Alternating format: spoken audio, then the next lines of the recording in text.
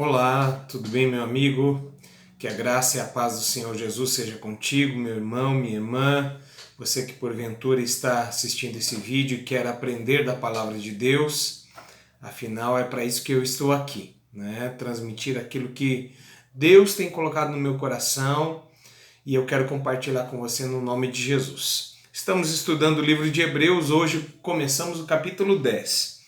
E eu vou ler por partes aqui o capítulo, afinal é um capítulo longo, e eu vou tentar ser o mais breve possível, afinal, nos outros vídeos, principalmente o capítulo 8, capítulo 9, você pode observar que o autor está falando de um mesmo contexto geral. Então, depois de ele ter falado a respeito do sacrifício, mais especificamente do sangue de Cristo, depois de ele ter falado sobre a eficácia do sangue, a aplicação do sangue de Cristo, de que maneira isso aconteceu e por que a necessidade do derramamento de sangue, né, em comparação aos sacrifícios do Antigo Testamento, né, que eram sombra, e agora Cristo veio em realidade trazer a imagem real. E novamente ele continua falando sobre isso no capítulo 10. Ele continua pregando sobre o mesmo assunto, sobre o mesmo contexto, agora aplicando mais a centralidade da cruz, a necessidade da crucificação e principalmente a eficácia do sacrifício de Jesus. Tá bom? É sobre isso que nós pretendemos e vamos tratar, porque afinal é disso que fala o texto. Hebreus capítulo 10, a partir do verso 1, eu vou ler primeiramente do 1 até o 10. A lei, tendo a sombra dos bens futuros e não a imagem exata das coisas, não pode nunca, pelos mesmos sacrifícios que continuamente se oferecem de ano em ano, aperfeiçoar os que se chegam ao culto. Doutra sorte, não teriam deixado de ser oferecidos? Pois, tendo sido uma vez purificados os que prestam culto, nunca mais teriam consciência de pecado. Mas nesses sacrifícios, cada ano se faz recordação de pecados. Porque é impossível que sangue de touros e de bodes tire os pecados. Pelo que, ao entrar no mundo diz, sacrifício e oferta não quiseste, mas corpo me preparaste. Não te deleitaste em holocaustos e oblações pelo pecado. Então eu disse, aqui estou, no rolo do livro está escrito de mim, para fazer, ó Deus, a tua vontade. Depois de dizer como acima, sacrifícios e ofertas não quisestes, sacrifícios e ofertas e holocaustos e oblações pelo pecado não quiseste, nem neles te deleitaste, os quais se oferecem segundo a lei. Então acrescentou, a tua vontade. Ó Deus, estou aqui para realizar a tua vontade. Tira o primeiro para estabelecer o segundo. Nessa vontade é que temos sido santificados pela oferta do corpo de Jesus Cristo, feita uma vez por todas. Então, depois de o autor argumentar a respeito da aplicação do sangue, agora ele vai falar a respeito do sacrifício de Cristo e qual é o benefício principal deste sacrifício que eu e você podemos ter mediante a fé em Cristo Jesus. Em primeiro lugar, ele começa fazendo uma declaração das insuficiências da velha ordem, né?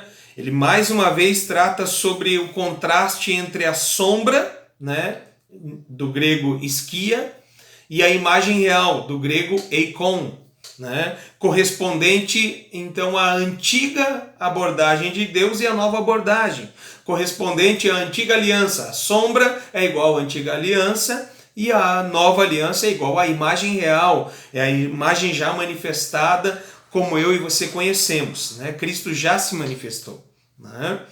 Uma sombra, a sombra jamais vai poder dizer que ela é de fato o objeto, jamais. Então a sombra é apenas uma silhueta ou é apenas algo que reflete aquilo que é real, né? A sombra em si jamais será o verdadeiro objeto, né?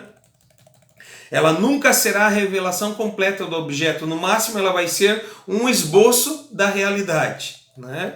E o sistema de sacrifícios, né, em relação ao sistema de sacrifícios, com a morte de Jesus, com a morte do Messias e a sua entrada no lugar santíssimo celestial, que nós tratamos nos capítulos anteriores, nos estudos anteriores, né? Que Cristo, quando entrou no tabernáculo, ele não entrou no tabernáculo terreno, mas no tabernáculo celestial. Quando ele entrou, então, no lugar santíssimo celestial, para a humanidade se manifestou aquilo que é real, não mais o que era sombra, né? Uma vez que a forma verdadeira tenha sido vista, uma vez que vimos aquilo que é real, a sombra se torna irrelevante, tá bom? É isso que o autor está tratando, demonstrando que aquilo que era sombra agora torna-se irrelevante, relacionado a sacrifícios de expiação pelo pecado, tá bom?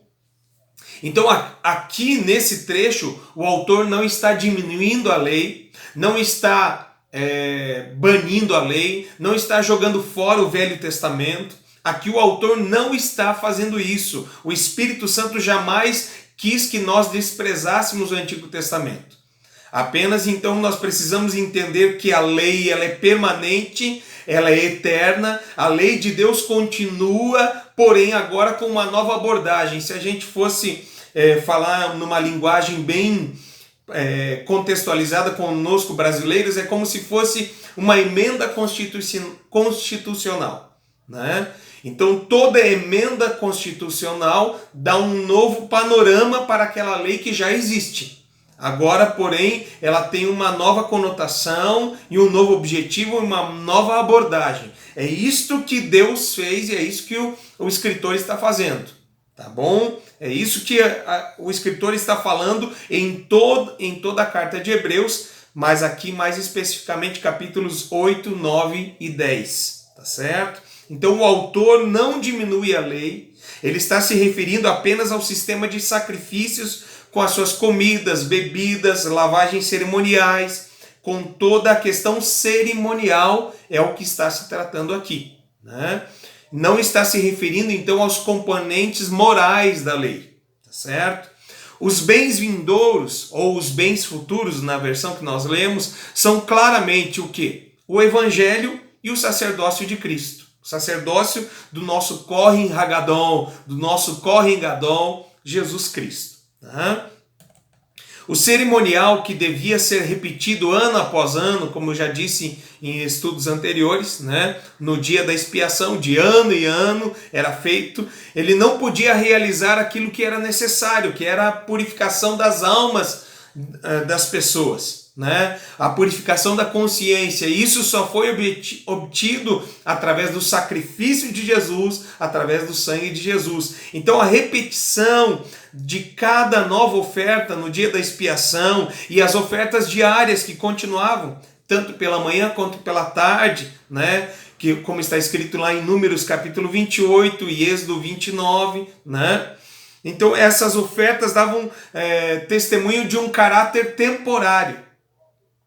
Enquanto o autor aqui diz claramente que o caráter temporário não é suficiente e está relatado. Vou repetir de uma melhor maneira. O autor diz claramente que aqueles sacrifícios apenas traziam à memória os pecados. Era um aviso sobre os pecados. O próprio fato da repetição diária e anual destes sacrifícios seria uma prova final de que eles não purificavam as almas dos homens e não garantiam um acesso pleno e ininterrupto até Deus. Então, esses sacrifícios, está escrito, eram recordação de pecados. A purificação é algo extremamente importante e essencial, e é isso que leva o homem até Deus. A purificação dos nossos pecados é que acabam com a barreira de inimizade entre o homem e Deus. Então por isso é tão importante, e na mente do escritor aos Hebreus sempre tem isso. A religião é o acesso a Deus, os sacrifícios eram o meio pelo qual eles eram religados, eram reconstruídos essa ponte, porém não atingiam com eficácia. Por isso precisavam ser repetidos constantemente, afinal tinha um caráter temporário. Já o sacrifício de Cristo tem um caráter permanente, um caráter eterno. Por isso ele fala uma vez por todas, tantas vezes aqui na carta a respeito do sacrifício de Jesus, que foi oferecido no tempo eterno, no lugar eterno, diferente do tempo Cronos como nós conhecemos. Isso já falamos também anteriormente, né? Então a impossibilidade da purificação no sistema antigo é declarado de modo enfático no versículo 4, onde ele diz: é impossível que os pecados sejam perdoados por meio de sangue de bodes e de touros. É impossível. É mais um dos impossíveis citados aqui na carta aos Hebreus. A impossibilidade aqui do versículo 4 é a impossibilidade moral. O sistema sacrificial do Antigo Testamento tinha validade somente porque prenunciava o sacrifício de Cristo, o sacrifício supremo e definitivo de Cristo. É por isso que eles tinham valor. Porém, agora a sombra deixa de ser relevante e vamos então àquilo que é real, aquilo que já se manifestou de fato. Pensa comigo, irmãos. Os animais são seres irracionais. Então, o sangue de bodes e de touros, se são de animais irracionais, como poderiam purificar a consciência de um ser moral como eu e você, né? Os animais são irracionais, não têm consciência moral. Agora, Cristo, 100% homem, um ser moral, tinha consciência moral, embora Cristo não teve pecado, não cometeu pecado, não foi gerado em pecado, de maneira nenhuma pecou, né? 100% puro, porém 100% homem, um ser moral, como já disse, com uma consciência moral. Como o sacrifício de Cristo não seria infinitamente superior ao sacrifício dos animais? Por isso, o benefício, a bênção alcançada através do sacrifício de Cristo é permanente e é real e sim purifica as nossas almas, né? Então os animais são irracionais, não têm consciência moral. Agora Cristo, 100% homem, era um ser racional com uma consciência moral. Certamente, esse verdadeiro sacrifício alcançou o objetivo de perdoar os pecados e purificar a consciência. Verso 5, vou ler novamente o verso 5. Pelo que, ou em outra versão, por isso que, ou pelo que o que, né? Pelo fato da ineficiência dos sacrifícios em tirar os pecados do mundo, Cristo se manifestou. Pelo que, ao entrar no mundo, diz: sacrifício e oferta não quiseste, mas corpo me preparaste, né? Então aqui o autor ele coloca nos lábios de Jesus que Cristo, ao entrar no mundo, diz nessa encarnação, é como se Cristo estivesse dizendo, é isso que o autor está fazendo aqui, ó. Pela insuficiência dos sacrifícios em tirar os pecados do mundo, Cristo se manifestou. Ou seja, aqui também o autor deixa claro que ele tem plena consciência da pré-existência de Cristo, da eternidade de Cristo. Isso aqui está incluso nesse verso, pelo que ao entrar no mundo, ou seja, o que era antes, agora foi manifestado no tempo oportuno, no tempo Cronos, no tempo certo, foi manifestado Jesus Cristo. E ele coloca nos lábios de Jesus as palavras que estão no Salmo 40, do versículo 6 até o 8, tá? No Salmo 40 está escrito assim: sacrifício e oferta não quiseste, os meus ouvidos abriste, ou, em outra versão, as minhas orelhas furaste, tá?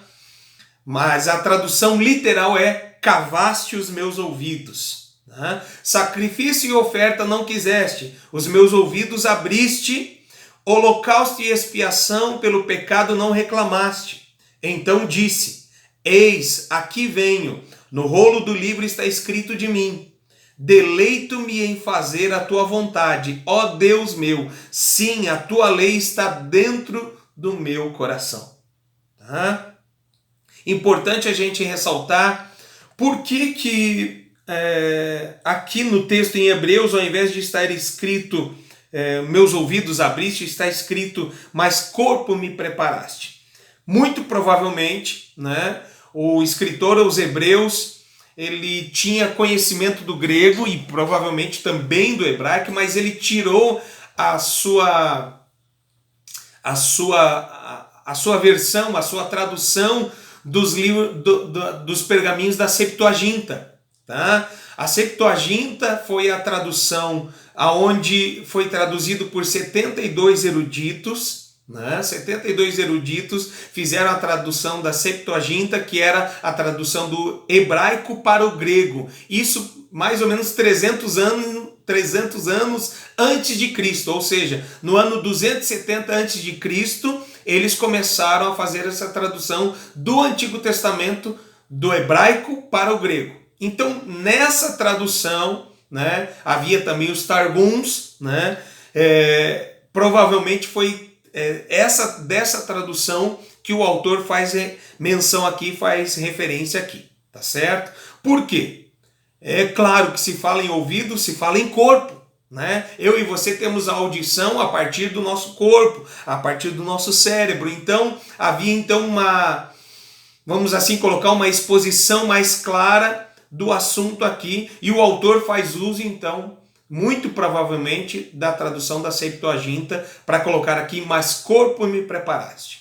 Então não há uma distorção do texto, apenas há uma interpretação daquele texto original, tá certo? Porque o que significa isso, né? Essa citação aqui sugere que aquilo que Cristo fez tinha de ser feito no corpo, isto é, no corpo de um ser humano. Era como homem que ele devia demonstrar seu perfeito cumprimento da vontade de Deus. Era necessário que, como homem, no corpo humano, encarnado, Jesus demonstrasse, o Messias demonstrasse, né, toda a perfeita obediência à vontade de Deus. O Salmo diz que Deus não deseja sacrifícios de animais, senão a obediência à sua vontade. Aqui nós vamos abrir um parêntese. O único sacrifício que Deus deseja do homem é a obediência. O único sacrifício que Deus deseja do homem é a obediência. Só isso. Esse é o único sacrifício que Deus espera de mim e de você, porque, em essência, o sacrifício é algo nobre, né? Por exemplo, eu desejo dar alguma coisa a Deus. O que darei eu ao Senhor pelos benefícios que me tem feito, né? O que eu vou ofertar a Deus? O que eu posso oferecer a Deus? Então, em essência, o sacrifício deveria ser algo nobre. Porém, a gente vê no decorrer do Antigo Testamento que, e considerando também a natureza humana, era natural que o homem passasse a entender que o sacrifício era uma maneira de comprar o perdão de Deus, comprar o perdão divino, né? A natureza humana, que é má em si mesma, né? Nós temos uma tendência para o mal, né? O ser humano, desde que nasce, tem uma tendência para o mal. Então, em sua essência, o sacrifício é nobre, mas por causa dessa natureza humana, né, que tem a tendência para o mal, ela perverteu, né, os sacrifícios e acabou se tornando uma barganha com Deus, né? Deixa eu ler aqui como eu escrevi antes. Então, é fácil você pensar no sacrifício como um meio para comprar o perdão de Deus.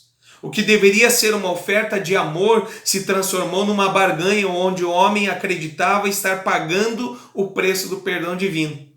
Mais ou menos como aquela pessoa que ela tem essa mentalidade, né?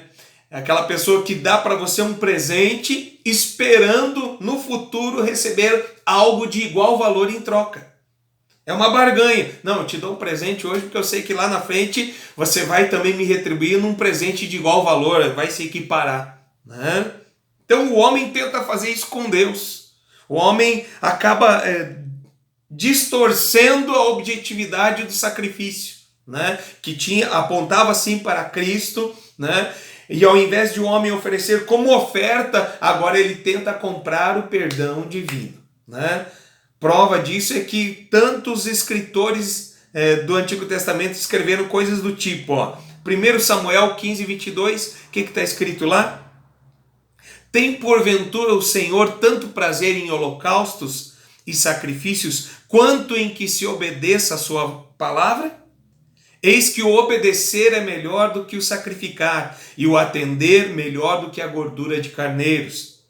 Oséias 6,6 diz assim: pois misericórdia quero, e não sacrifício, e o conhecimento de Deus mais do que holocaustos. Diz também a palavra de Deus em Miqueias 6, do 6 até o 8. Com que me apresentarei ao Senhor e me inclinarei ante o Deus excelso? Virei perante ele com holocaustos, com bezerros de um ano? Agradar-se-á o Senhor de milhares de carneiros, de 10.000 ribeiros de azeite? Darei o meu primogênito pela minha transgressão, o fruto do meu corpo pelo pecado da minha alma? Ele te declarou, ó homem, o que é bom e o que é que o Senhor pede de ti: que pratiques a justiça e ames a misericórdia e andes humildemente com o teu Deus. É isso que o Senhor pede de mim e de você. Deus requer de nós a obediência, porque a obediência é prova de amor. Jesus disse em João capítulo 14, que aquele que me ama guarda os meus mandamentos. E aquele que me ama e guarda os meus mandamentos, eu e o meu Pai viremos para ele, faremos nele morada. O Espírito Santo de Deus reside na vida dos salvos que obedecem a Deus. Enquanto eu estava aqui pensando, o Salmo 50, versículo 13, diz assim: é a palavra de Deus, porventura eu como carne de boi, porventura eu como carne de touros e de bodes? Está Deus tão interessado em sacrifícios? Não. Deus está interessado sim no nosso comprometimento, na nossa obediência. E Jesus foi o nosso exemplo, é o nosso modelo. Ele foi obediente em tudo, não falhou em coisa nenhuma, foi obediente do início ao fim, o tempo todo obediente ao nosso Deus. David H. Stern, é um comentarista bíblico judeu messiânico. Ele diz que a melhor tradução para a última linha desse versículo seria a seguinte: me agrada fazer a tua vontade, a sua lei está em meu mais profundo íntimo. Me agrada fazer a tua vontade, a sua lei está em meu mais profundo íntimo. O que o autor está argumentando aqui, nesse trecho de 5 até o 7, usando ali o texto do Salmo 40, o que ele está argumentando tanto no contexto do Salmo, a gente vê isso, quanto aqui no contexto de Hebreus 10. É o seguinte: Jesus Cristo entrou no mundo, ou seja, encarnou, para que pudesse cumprir toda a vontade do Pai, conforme ele já tinha ouvido. Ouvidos preparados para receber a instrução e colocá-la em prática. É isso que eu e você também precisamos ter. Ouvidos preparados, abertos para ouvir a voz de Deus, a vontade de Deus e colocá-la em prática imediatamente. Podemos afirmar então com tranquilidade: Jesus foi aquele que teve de fato a lei do Senhor no seu coração e na sua mente e conseguiu cumprir toda a vontade de Deus, toda a vontade do Pai. É isso que está escrito aqui. Jesus, ao entrar no mundo, tomou, encarnou-se e cumpriu toda a vontade de Deus. Tá certo? Jesus falou também, João capítulo 4, a minha comida e a minha bebida são fazer a vontade do meu Pai. A minha comida e a minha bebida, é a minha essência. Fazer a vontade do meu Pai é assim o meu maior prazer. Jesus falava desta maneira. João capítulo 8, 29 também está escrito: o Pai sempre está comigo, porque sempre faço o que lhe agrada. Quem de nós não quer alcançar esse nível? Quem de nós não quer chegar nesse lugar onde Deus está sempre com a gente, porque sempre fazemos o que lhe agrada, o que lhe é agradável, Afinal é para isso que a gente vive, quer no corpo, quer fora do corpo. O importante é que lhe sejamos agradáveis, tá certo? Jesus então fez pelos homens o que nenhum homem jamais teria sido capaz de fazer. Ofereceu pelo homem um sacrifício que ninguém estava em condições de fazer. Ofereceu todo o seu corpo, toda a sua vida. Ofereceu o sacrifício perfeito. Né? E aí eu passo agora para o verso 9, né? Onde está escrito assim: então acrescentou, aqui estou para fazer, ó Deus, a tua vontade. Tira o primeiro para estabelecer o segundo. Né? Deus aqui não está anulando a lei. Isso é importante a gente ficar muito claro na nossa mente. Deus não está anulando a lei. Ele cancelou aqui o primeiro sistema para estabelecer o segundo. Ele cancelou o primeiro sistema de sacrifícios e sacerdócio para estabelecer o segundo dentro da estrutura permanente da lei. O segundo sistema de oferta pelo pecado é muito mais eficaz. É eficaz, principalmente se comparado ao primeiro sistema. O segundo sistema de ofertas pelos pecados é eficaz de um modo que o primeiro nunca foi e jamais poderia ter sido. Né? Então agora ele tira o primeiro, retira o primeiro e dá uma nova abordagem, um novo caminho. Né? Um novo caminho para ir até Deus, para se chegar até Deus por intermédio de Jesus, através de Jesus, algo que vai estar citado um pouquinho mais para frente nesse mesmo capítulo. Né? A palavra que foi traduzida por tira, né? Talvez você tenha uma Bíblia onde está escrito lá João capítulo 15. Né? João capítulo 15, Jesus fala: eu sou a videira verdadeira e o meu pai é o agricultor. Né? Todo ramo que em mim não dá fruto, ele tira. Né? Esse tira de João 15 é no sentido de levantar, de colocar para cima, de tirar do chão. Né? Se você conhece sobre videira, você sabe que os ramos que vão para baixo, eles param de frutificar. Então ele o levanta e coloca por cima da parreira, por cima da latada, né, para que o fruto volte a frutificar. Ele tira da lama, ele tira daquele lugar e põe para cima. Né? E ele o poda para que dê mais fruto ainda, no caso do fruto, no caso do ramo que está dando fruto. Tá certo?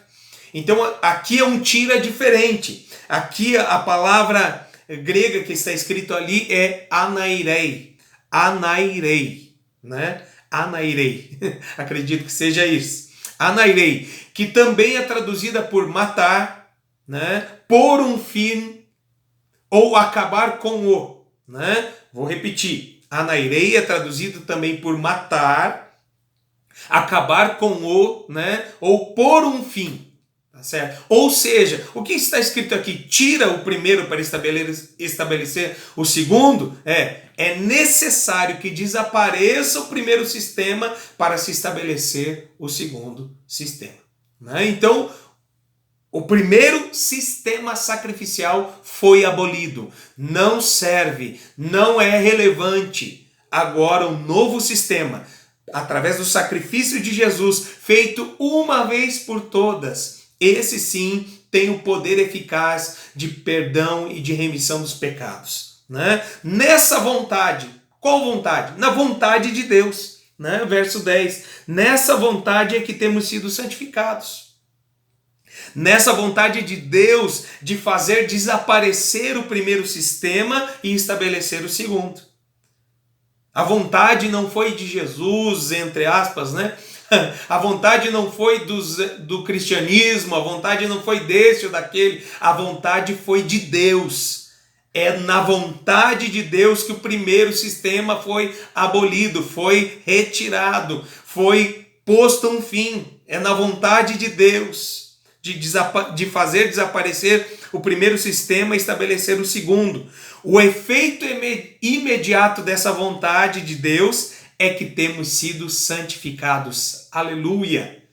É o efeito imediato da vontade de Deus. Foi o corpo de Cristo que foi oferecido na cruz do Calvário. E isso então nos chama a atenção para a centralidade da cruz.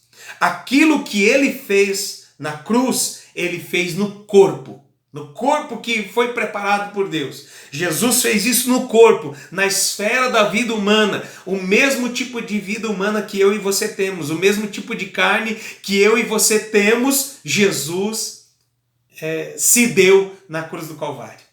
O mesmo tipo de dor que eu e você sentimos, o mesmo tipo de sofrimento emocional que eu e você sentimos foi o que Jesus padeceu numa extensão muito maior. Ele sofreu inimaginavelmente. Os evangelistas tentam descrever e descrevem da melhor maneira que lhes foi possível. E tantos tentam traduzir ou fazer figuras ou expressar quão grande foi o sofrimento de Cristo, mas é impossível a gente mensurar todo o sofrimento. E ele passou tudo isso por mim e por você. Na cruz do Calvário, Jesus carregou os nossos pecados. A dor do mundo estava sobre ele, o castigo que nos traz a paz estava sobre ele, e pelas suas pisaduras nós somos sarados.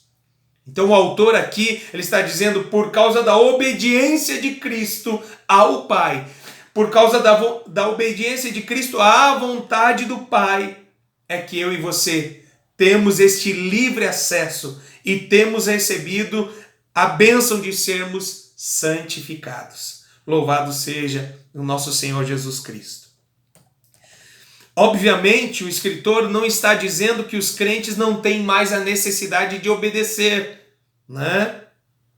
Em nenhum momento o autor fala isso, né?